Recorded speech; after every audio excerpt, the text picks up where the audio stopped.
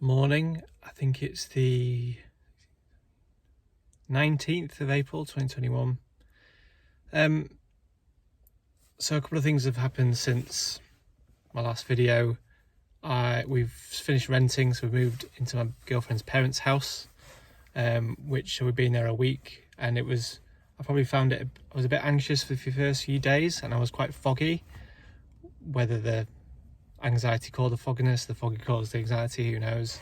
But that was a bit anxious about that. And then I had an interview last Friday and had to present, and I was talking for an hour, and I was basically shitting myself about that because I really wanted the job.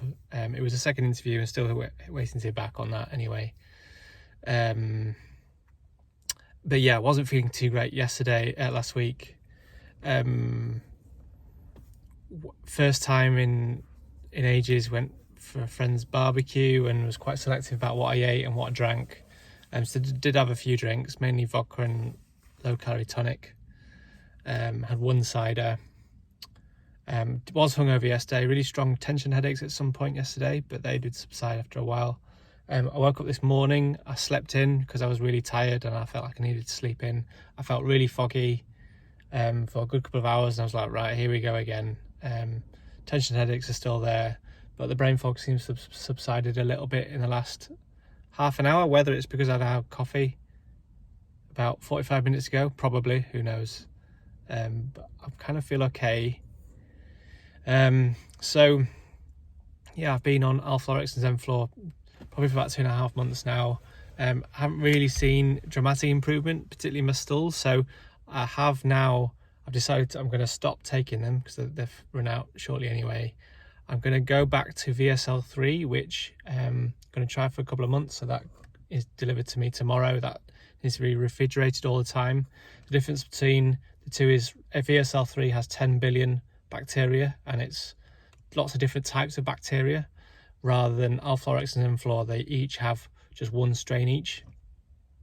So hopefully having more strains is more helpful. I have taken it quite a few years ago and it gave me very, very solid stools, but I think, what I could do is just use half the sachet in some water rather than the whole sachet, just so I'm not constipated. And now, because I understand my food intolerances a lot better, that might work for me a lot better. So if I take out legumes, I reduce my alcohol, I don't really eat much sugar. My diet is absolutely brilliant, really. It's a lot of fruit and veg, mainly a lot of fruit. I've taken out gluten completely, take out most grains. Rice is all right.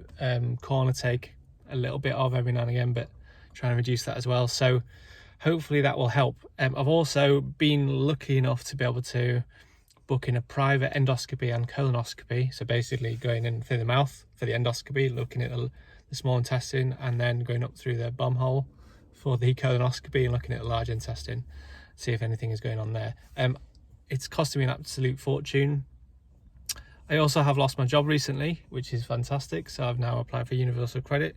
So I have very little money and I can't really afford this, but the waiting list through the NHS for both of those things will be easily 1.5 years. And I think my GP probably would push back because I haven't got any blood tests to prove that I need to have further investigation through these methods. So I think it would be a hard slog, and that's mentally draining just to push GPs when you have no energy.